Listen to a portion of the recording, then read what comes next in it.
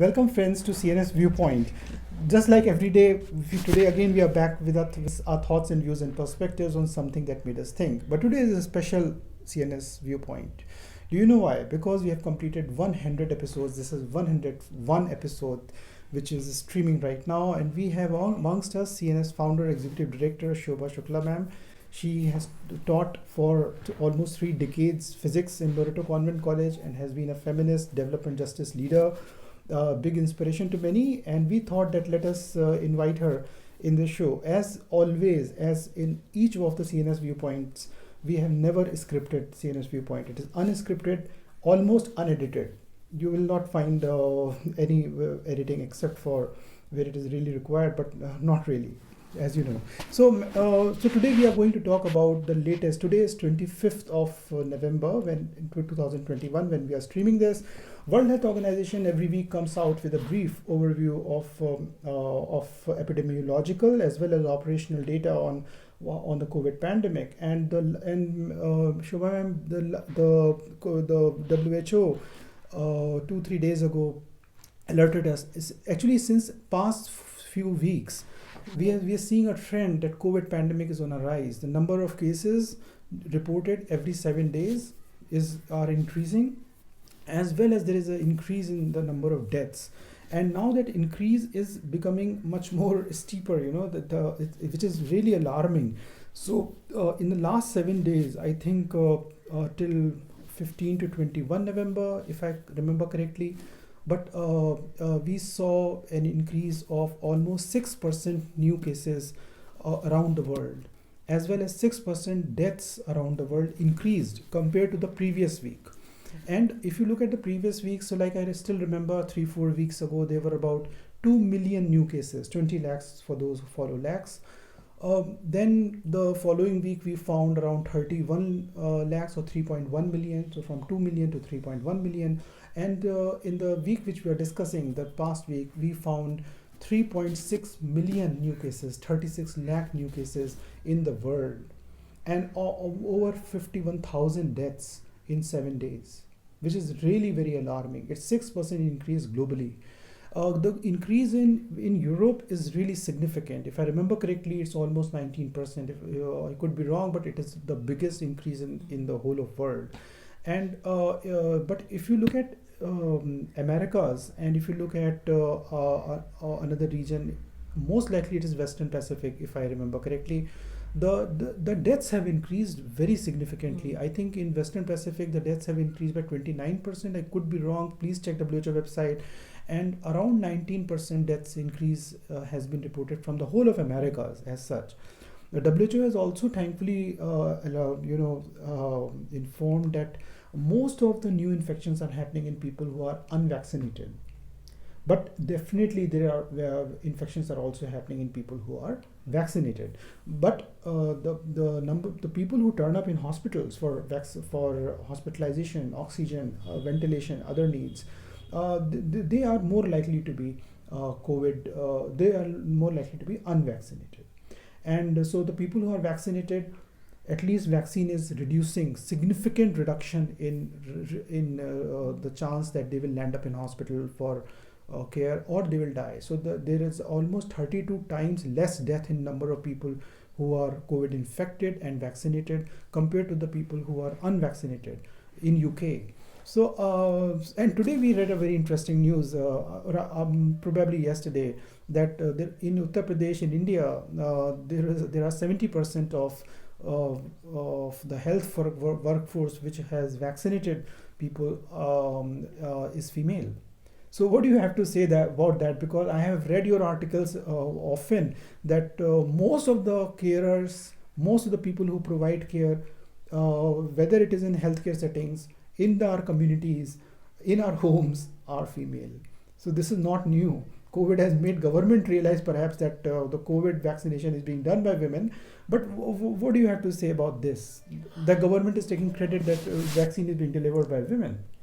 Okay, I'm sorry, I have not read this news fully. I just read the headlines, and what struck me was that it's nothing to be proud of or nothing to be flouted as an achievement, that we have to say that, oh, see, we have so many women working in the field. Because in India, even now, traditionally, the healthcare workforce at the level of a nurse or other healthcare worker at that level is always constituted to be women, and there are more women at that level. And we have our gender stereotypes here. Even otherwise, if you take the if you talk of the word doctor, and even many images and photographs depicting a doctor are males. And when you talk of a nurse, you what comes to your mind is a woman, a female. And even the photographs, the visual media that shows a woman. So you will find more photos of women, the nurse's uniform being donned by women, and the doctor's coat being donned by a male. This is unfortunate, and yes, the ground reality is changing. We have more women there in as specialists at the top of any. But here we are talking of the health sector workforce. So 70%, just saying that, giving that data, I think firstly we should not believe, or rather pay any credit to one particular data per se. 70%. We need to know how much of the workforce at that level are women and how many are males. So it is not that they have, because if there are more women as healthcare workers or community healthcare workers, more women have been employed there. Of course, some of them are not paid any wages, some are paid very little wage. So if their number is more, obviously those vaccinating others at that level would also be the same. And it's not only in the case of COVID vaccines, but also in the field of maternal and child health care. Most of these people are women. So it does not depict that we have a very vibrant female workforce or that there are many women in the workforce. It just shows at what level of the workforce in every sector, what is the ratio of the male and female. And I think that needs to be addressed. So I don't feel proud of that 70% number at all. It only, to me, it shows the dismal condition in which most women are working, even if it's the health workforce. And you talked about the rising cases in Europe. I think, first of all, that should be an eye-opener for all of us, where we feel that we are away from COVID. And in India, there are a lot of news going on that the third wave is not likely at all, and we don't have to bother about the third wave. I think this is a half-baked statement to make. Yes, thankfully we are fortunate for whatever reasons, but we too have lost many lives and have faced tremendous misery to say today that okay, it is under control. The pandemic is under control. I do not know if it is still under control or not. But no vaccine says or promises that it will prevent you from the COVID-19 infection. I'm talking of the COVID vaccine. And we need to remember that. And I think that is the message which should be reiterated and keep on being reiterated. Getting vaccinated, yes, is very important according to me, because it reduces the chances of severe infection and severe outcomes of infection.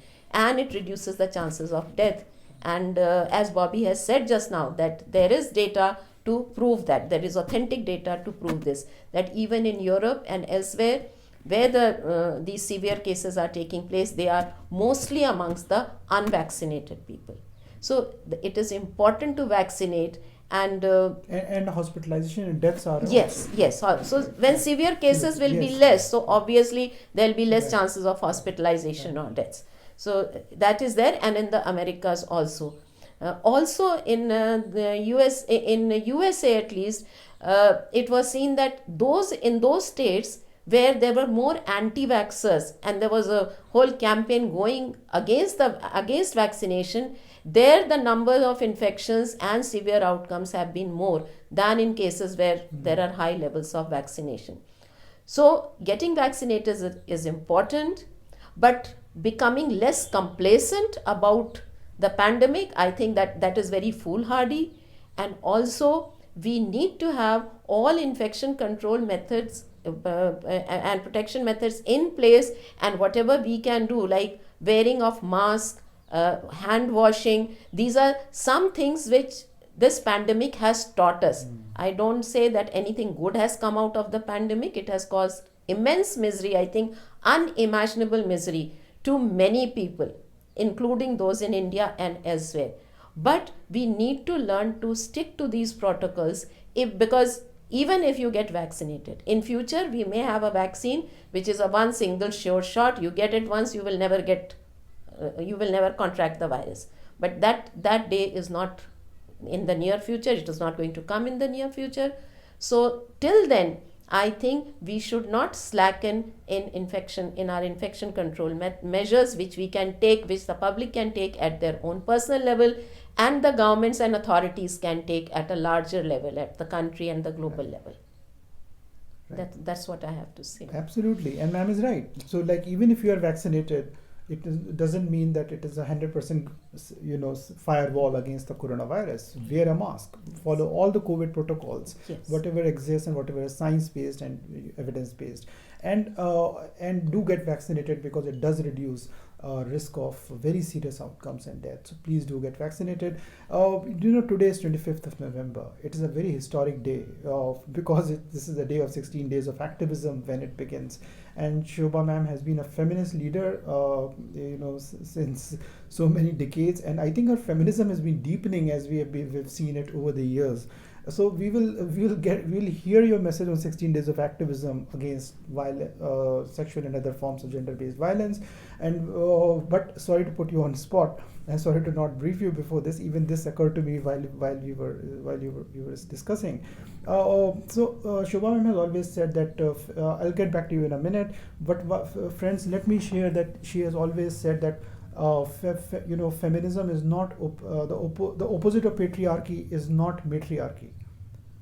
Opposite of patriarchy is solidarity, and it is about caring and sharing, and a socially just and ecologically sustainable world order, where everyone can live with rights and dignity. So this is quite a different kind of life influencing interpretation of what feminism is, and it is so true. And that is why, if we believe in a socially just and ecologically sustainable order or a world, that is the only way forward. We cannot have a future for us and our generations to come, which is socially unjust or which is ecologically unsustainable, right? So we all want a socially just place, a world, home, community, city, country, world, life, and ecologically sustainable. These two things are not separate, they are so integrated. So Shobha ma'am also has a very unique way to explain why 16 days of activism is a special 16 days, and why feminists had such a foresight to envisage a campaign like this, which builds upon several other days and communities which are advocating on very important issues, and provide them a feminist lens, and give them an opportunity to talk about sexual and other forms of gender-based violence in context of their own communities. It could be HIV communities, it could be people with disabilities on 3rd of December, it could be those working on human rights on 10th of December. So let us hear from that, and I will... But Bobby, you have said it all. What I believed in and what I sincerely believe in, you have said it all. And for me, dismantling patriarchy doesn't mean establishing matriarchy. And that is not that those maybe by way of English language they are opposites of each other. But dismantling patriarchy means having a feminist view and outlook in whatever we do, and that is what I strongly believe in: a feminist fossil fuel free future. So feminist, that's quite a mouthful. Feminist fossil fuel free the future. 5 F's. Wow, yes. great. And feminism, according to me, is about solidarity and about caring, working together so that no one is left behind. And for me, patriarchy just sort of inflames the opposite of not leaving anyone behind. It is all about leaving a huge chunk behind, and the very few favored ones going ahead and marching forward. So, as I always remember George Orwell's quote that all are equal, but some are more equal than others, and that some is very few, but they are dominating the others. Perhaps 1% of the people are dominating the 99 other percent, and in the case of males versus other genders, or in the case of gender justice, I think this becomes more pronounced. So that is very important. I think we should keep, for me, feminism doesn't mean having the freedom and ability to do what the male counterparts or what men are doing. That is a very, very flawed definition of feminism. And I repeat, feminism is about solidarity and about caring and sharing equally whatever we have with others. And only then can we have a just and equal world order. This is what I feel. So if I say that, well, if men can smoke, why can't I? If men can can do certain things, if men can drink, why can't I? This is not feminism. Feminism actually is dismantling what harm the patriarchal setup and society is doing for the well-being of people other than men.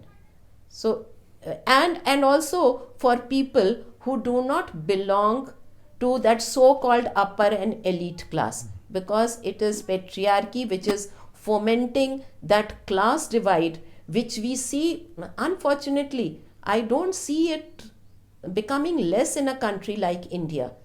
Elsewhere in the US, they talk of racism and the white man versus the black man. I think there it is a divide between white and black. In India, there are so many layers of class and caste division, which are all fueled by patriarchy. Wow, great insights and great light from Shivanam. Again, may your tribe grow. So thanks a lot, friends, with that message. Let us believe that we will have a world soon where no one is more equal than others. So with these words, we come to an end to CNS Viewpoint this time. This is 101st episode, and we look forward to the remaining 99 in this next inning. And we will also look forward to a lot of these CNS Viewpoints being steered by Shubha ma'am. So with these words, we come to an end. Stay vaccinated. Get vaccinated if you can. If not, or even if you are vaccinated, wear a mask, follow all COVID protocols, and fully participate in the 16 days of activism against sexual and other forms of gender-based violence.